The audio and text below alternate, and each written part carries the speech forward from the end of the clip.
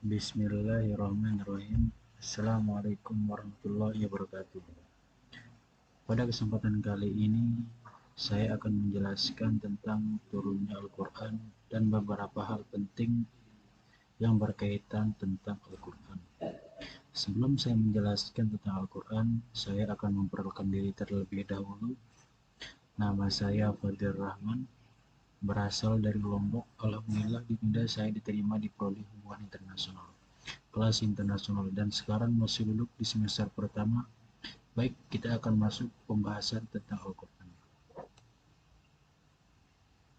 Al-Quran adalah sebuah kitab suci utama dalam agama Islam yang dipercaya Muslim bahwa kitab ini diturunkan oleh Allah Subhanahu wa Ta'ala, yang diturunkan kepada Nabi Muhammad Sallallahu Alaihi Wasallam.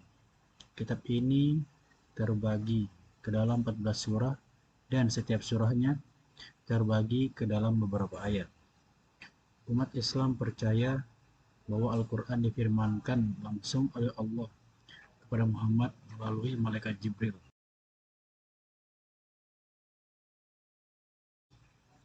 Dua bulan 22 hari atau rata-rata selama 23 tahun. Dimulai sejak tanggal 17 Ramadan, umat Muslim menghormati Al-Quran sebagai mukjizat terbesar Muhammad, sebagai salah satu tanda dari kenabian dan merupakan puncak dari seluruh pesan suci wahyu yang diturunkan oleh Allah sejak Adam dan diakhiri dengan Muhammad. Kata Quran disebutkan sebanyak 70 kali di dalam Al-Quran itu sendiri.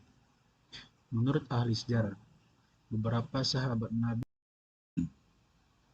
menjadi tanggung jawab menuliskan kembali wahyu Tuhan berdasarkan apa yang telah sahabatkan lain hafalkan. Setelah kematian Muhammad, para sahabat segera menyusun dan menulis kembali hafalan wahyu mereka. Penyusunan kembali Al-Quran ini diperaksarai oleh Khalifah Abu Bakar As-Siddiq atas usulan dari Umar bin Khattab dengan persetujuan para sahabat semua.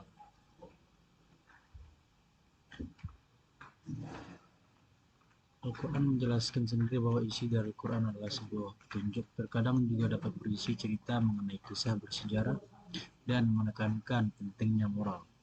Al-Quran digunakan bersama dengan hadis untuk menentukan hukum syariah dan jurisprudensi Islam atau fikih saat melaksanakan sholat.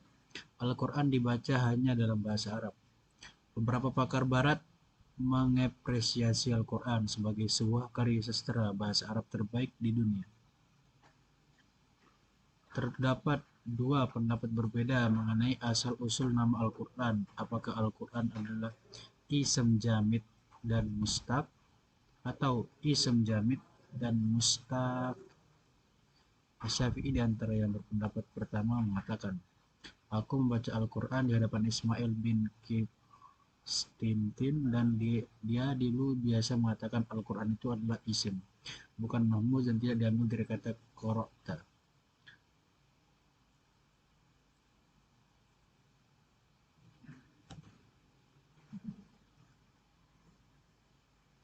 Meskipun kata Al-Quran adalah yang paling sering digunakan di dalam kitab suci tersebut untuk merujuk seperti di ayat ke-9 dari surah Al-Isra di bawah ini, Allah juga menggunakan berbagai nama berbeda seperti Al-Furqan, Al-Kitab, Al-Dzikr. Selain itu Al-Quran disebutkan dengan karakteristiknya seperti kabar gembira, ilmu pengetahuan. Qala Allah Ta'ala fil Quran Karim ba'da auzubillahi minasyaitonir rajim. In hadzal Qur'ana yahdi lillati hiya aqwam wa yubashshirul mu'minina alladzina ya'maluna as-solihati anna lahum ajran kabira. Quran surat Al-Isra. Para ahli tafsir memiliki definisi tersendiri tentang Al-Quran. Semisal Dr. Subhi Saleh yang mendefinisikan Al-Quran sebagai berikut: kalam Allah yang merupakan mukjizat yang diturunkan kepada Muhammad dan ditulis di mushaf serta diriwayatkan dengan mutawatir, membaca termasuk ibadah.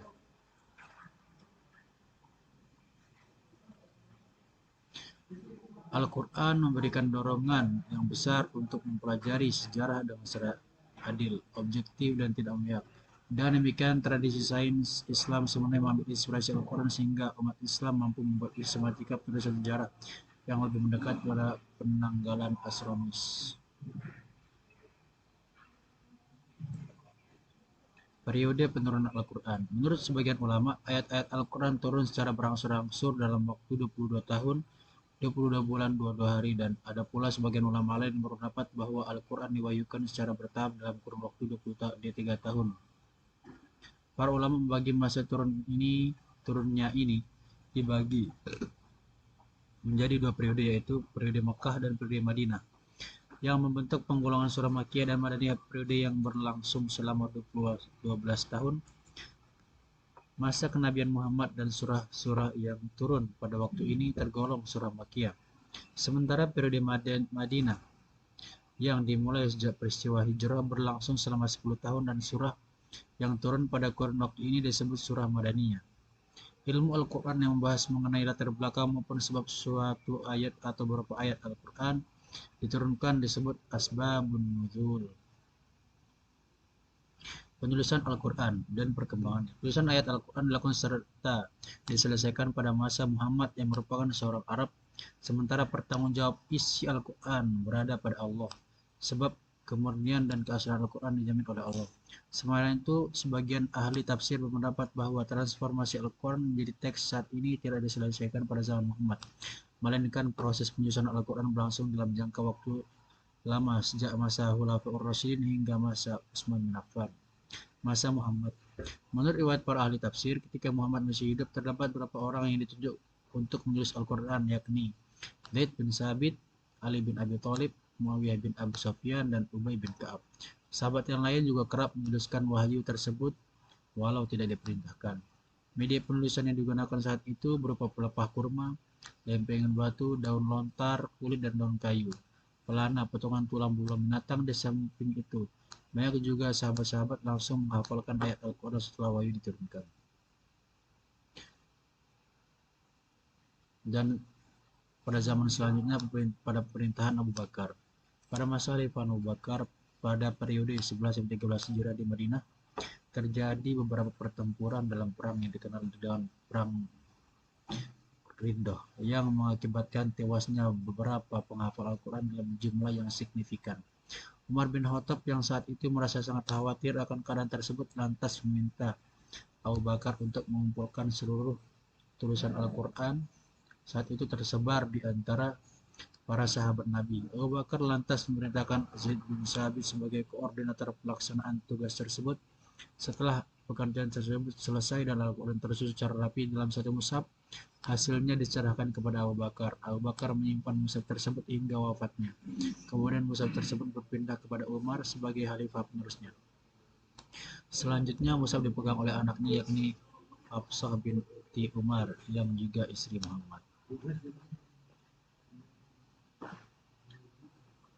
Yang selanjutnya pada pemerintahan Utsman bin Affan. Pada masa pemerintahan Khalifah ketiga, yakni Utsman bin Affan, terdapat keragaman dalam cara pembacaan Al-Quran yang disebabkan oleh adanya perbedaan dialek lahjah antara suku yang berasal dari daerah berbeda-beda. Hal ini menimbulkan kekhawatiran Utsman sehingga ia mengambil kebijakan untuk membuat sebuah mushaf standar. Inilah mushaf yang dipegang Hafsah yang ditulis dengan sebuah jenis tulisan yang baku. Standar tersebut yang kemudian dikenal dengan istilah secara penulisan Rasm Utsmani yang digunakan hingga saat ini. Bersama dengan standarisasi ini, seluruh mushaf yang berbeda dengan standar yang dihasilkan diperintahkan untuk dimusnahkan, dibakar. Dengan proses ini, Utsman berhasil mencegah bahaya laten terjadinya perselisihan antara umat Islam pada masa depan dan penulisan dan pembacaan Al-Quran.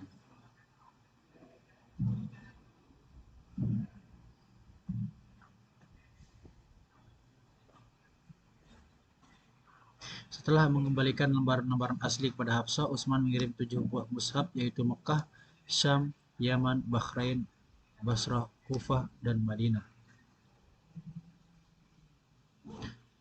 Struktur Al-Quran terdiri atas 114 surah, 30 juz, 6.238 ayat menurut riwayat Hafiz, 6.262 ayat menurut riwayat Ad-Dur, 602 2014 ayat 42 ayat kursi.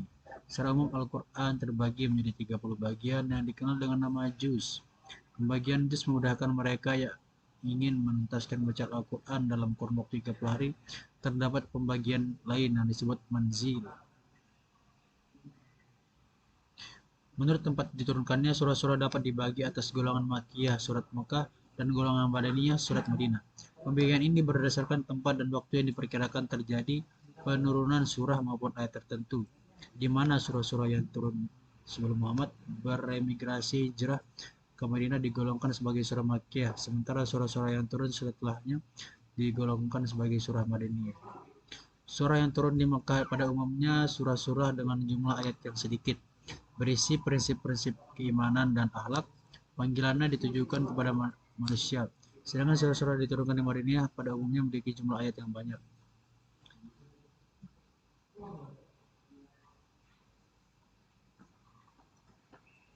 Upaya-upaya untuk pengetahuan isi dan maksud Al-Quran.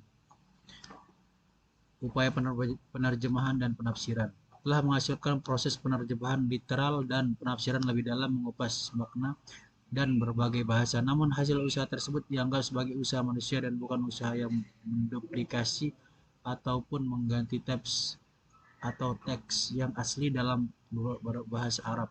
Sebagai teks yang asli memiliki ciri tata bahasa Arab. Sebab teks yang asli memiliki ciri tata bahasa dan berbagai istilah khusus yang tidak ditemui dalam terjemahan bahasa lain. Dan demikian kedudukan terjemahan dan tafsir yang dihasilkan tidaklah sama dengan Al-Quran itu sendiri.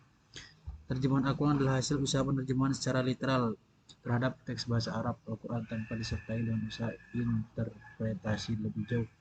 Al-Quran menggunakan satu lafaz dengan berbagai gaya dan untuk suatu maksud yang bervariasi. Kadang-kadang untuk arti hakiki, kadang-kadang pula untuk arti majazi, dan arti dan maksud lainnya. Terjemahan Al-Quran dan bahasa Indonesia.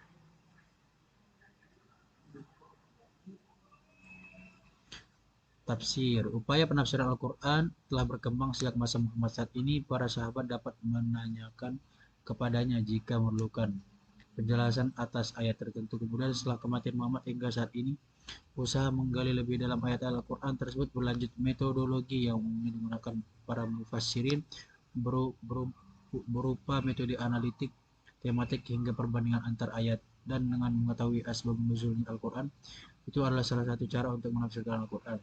Cara penafsiran yang dihasilkan berupa tafsir bercorak sastra bahasa, sastra budaya, filsafat, teologi, bahkan ilmiah. Akan tetapi adanya berbagai ayat Al-Quran yang masih misterius bagi para ahli tafsir.